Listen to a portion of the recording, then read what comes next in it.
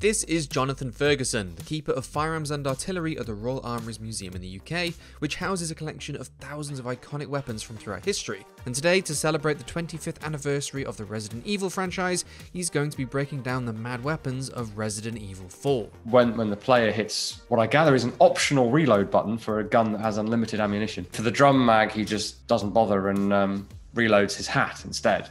If you want to see more of Jonathan reacting to video game firearms, make sure to hit that subscribe button, and if there are any other games, guns or mechanics that you'd like to see Jonathan break down, let us know in the comments section below.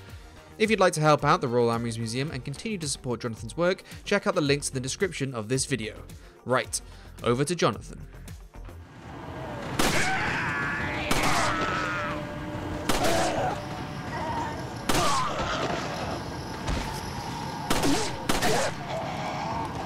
Okay, let's pause there.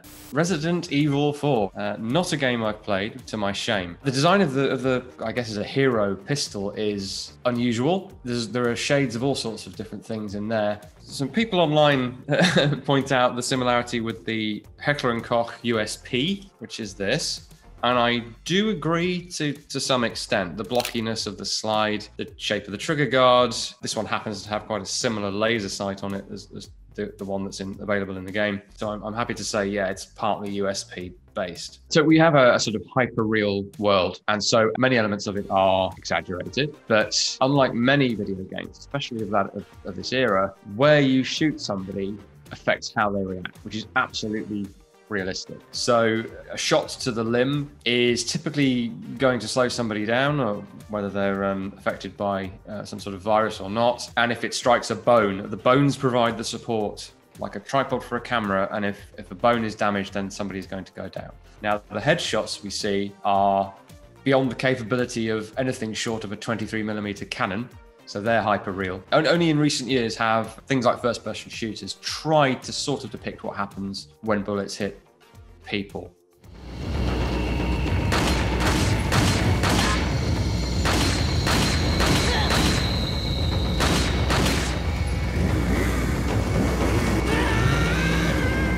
Pausing. There's something a little sacrilegious about a C96 Mauser with a laser sight on it. Apart from that, that's quite a nice depiction of the C96, specifically the Red 9, which is the in-game name for the gun. The Red 9 is a nickname for a 9mm Parabellum, so the Luger pistol cartridge version of the C96 Mauser. And it's called Red 9 because, as you can see in the in-game model, it's got a Red 9 on it. I haven't got the holster stock fitted to this one. It's quite well modeled, I think, but given the limitations of the generation of hardware that it was on. We see realistic loading. So when the pistol's empty or when you cock it, strip a clip of 10 rounds in the top, push that in, so you remove the clip and the bolt goes forward. The only criticism I'd make, other than the laser sight, is the speed of the bolt. I think because the animators want you to notice them and appreciate what's going on in front of you, they're too slow. But it should be faster than the eye can pick up, basically.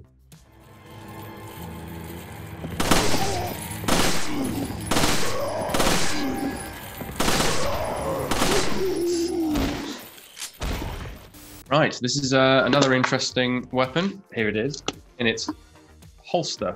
The pistol being the H&K VP70, and there's the VP70M, which allows you to attach the shoulder stock, not just for stability. Point of this, as depicted in Resident Evil 4, is 3-round burst. In terms of the depiction, 3-round burst is correct, but in real life, this thing fires so fast, 3 shots in very quick succession at a rate of what must be over 1,000 rounds per minute. Having heard this thing fired, you can't tell the difference. It's like a single shot that echoes, is the best way I can describe it. But in the game, that wouldn't work because it would almost work like a shotgun. It would feel and play like a shotgun. So they slow it down, they give it the 3-round burst that we see.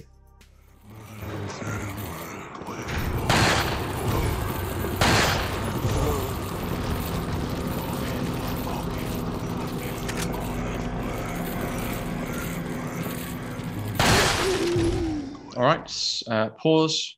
The Colt 1911 makes yet another appearance. The depiction of it here is interesting because it's depicted as being incredibly powerful, more along the lines of a typical video game Magnum revolver. And actually the in-game model, to me, looks a bit too big. So it's just the big laser sight making it look bulkier than it is, but then there might be a slight scaling issue there. The laser sight's probably worth commenting on because it's quite a retro design. What was more typical by this time is what we see on some of the other pistols is a little under barrel laser. The big lasers on the top of the gun are, well, you've seen the Terminator 1984. That was actually too early. They cheated that with a battery pack down Arnold Schwarzenegger's sleeve because that technology was only just starting to be developed really. There's a short window of time where those lasers were in any sort of use, and they were too big and bulky for most people to use them.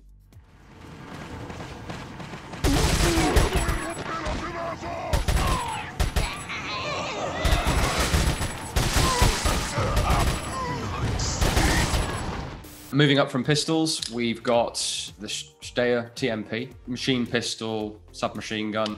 The definitions are a bit fluid. Generally, a submachine gun has to have a shoulder stock. And in this variant of the weapon, we do see a shoulder stock fitted. The version I've got here does not. This is the basic TMP. Pretty much as it appears in the game, it's not far off. They are riffing on the real designs. They're not slavishly copying them. So I am seeing a bit of a video game trope for submachine guns, machine pistols, which is that in real life, they are pistols on steroids. They fire the same ammunition, so they should have the same effect on target per bullet as a pistol. In games, of course, you don't want to replace the pistols as a category, as a class of weapon, otherwise the player will never use them again for the rest of the game. Often we see the damage dealt by automatic pistol ammunition firing weapons. We see that damage dialed down, and that's very evident here, where we see enemies just tanking bullets. On the plus side, you have a greater capacity in automatic fire, so you can put more bullets on target. It's almost a play style choice, perhaps, between lots of bullets that are less powerful and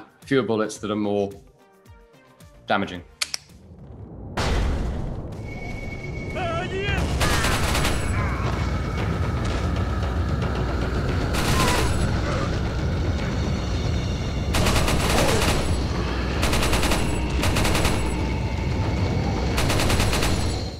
The good old Thompson, I wouldn't necessarily have expected to see it in this game, but why not? It would work. We're far enough into video game graphics at this point that we have moving bolts, great. But this thing's firing from the closed bolt, which is, if you know your guns, you know is not how the Thompson works. Unless it's a restricted civilian semi-automatic version, which is designed completely differently. So we've got, on the face of it, two different versions of the Thompson, the M1 or M1A1 with a 30-round box magazine, and the Chicago Typewriter drum magazine version of the gun. But actually, it's the same model, and they've just replaced the straight magazine with a fairly low polygon drum magazine. And they clearly ran out of time or chose not to include a reload animation for that, because as we see there, when the player hits what I gather is an optional reload button for a gun that has unlimited ammunition. On the box magazine, he rocks it in and out of the gun like an AK, which is also wrong. And then for the drum mag, he just doesn't bother and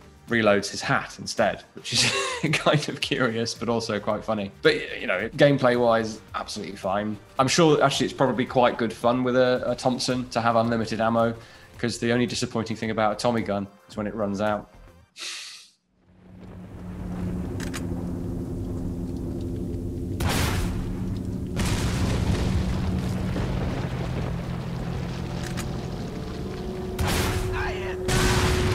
Right, pause. The infinite launcher. So, interesting concept. A recoilless weapon that does not need reloading. It's obviously the RPG-7. Because it's infinite, when the munition is fired, instantly another one appears behind it. But that's a gameplay thing. The model itself looks pretty good for an RPG-7, although it looks like there's some sort of scope mount that doesn't have a scope on it. So the model is a little bit off, but it's pretty good. The big standout sort of red flag realism thing is the tremendous recoil. The character almost sort of mimes when he fires, which implies great power. I get that. But the whole point of a recoilless weapon, which is what the RPG-7 is there's no recoil. Then again, most people don't realize that the RPG is a recoilless weapon. They think RPG stands for rocket propelled grenade, which it doesn't. The other thing, which is a tremendous health and safety hazard, the girl that keeps following Leon around would be dead because she's getting the back blast of this recoilless weapon in the face infinite times. But the way it almost removes the recoil is by directing the blast of the propelling charge or the expelling charge to the rear, and that balances out in Newtonian physics terms the weight or the mass of the projectile, of the munition that goes out of the front. But looks like the player's having a tremendous amount of fun with it, so we'll forgive all of that.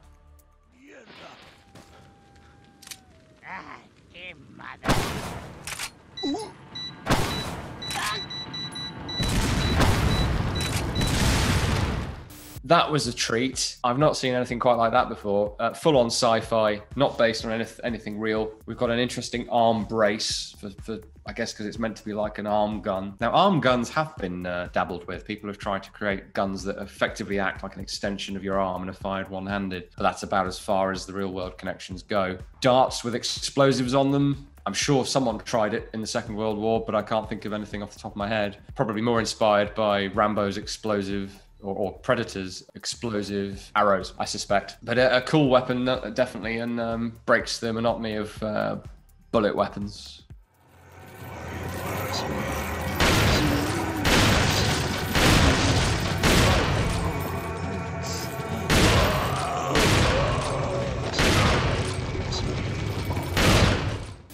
We've got next something similar to the Protector or Striker shotgun that came out of South Africa in the 80s, and a clockwork mechanism. There's a loading port there, which on the video game version is just not there. And what I don't think we see Leon do is wind up his gun.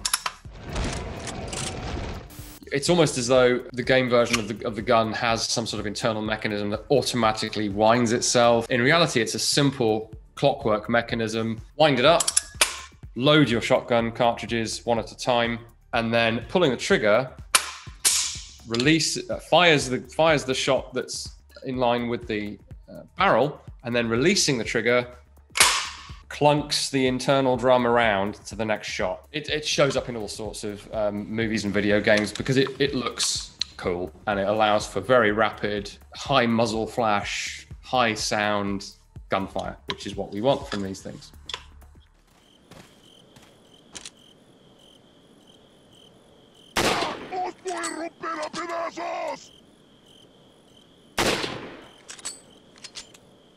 We've got a sniper rifle here. Previously grabbed a Springfield M1903A4 because the internet tells me that is what's in the game. I think it's pretty far removed, actually. I mean, the basic silhouette is there, definitely. But in detail, it differs quite a bit. The thing that stuck out for me, well, two things, really. One is the very low power of the shots. Normally a sniper rifle, whether in real life or in a game, is higher damage than that. So that surprised me. Strangely enough, what stuck out was zooming of the scope, which is absolutely standard in computer games. And that technology, obviously, that it has existed for a while. But if this really is a First or Second World War vintage sniper rifle, they were fixed magnification, and you couldn't just rotate a drum or something to zoom in. Zoomable scopes became a thing later on, and maybe this is a modern scope on an older rifle. But of course, in terms of loadouts, you need a long-range rifle, and it allows you to engage from a distance when people are throwing explosive, whatever those were, at you. We are a museum, as you know, at the Royal Armouries. If you'd like to donate or even become a member, we have links in the description. We also still have copies of my British Bullpups book, if you'd like to look at perhaps buying a copy of that. And on our own Royal Armouries YouTube channel, we are doing a series of short videos on firearms featuring me. So if you'd like to head over to the Armouries YouTube channel, do that as well. Otherwise, thanks very much. Take care.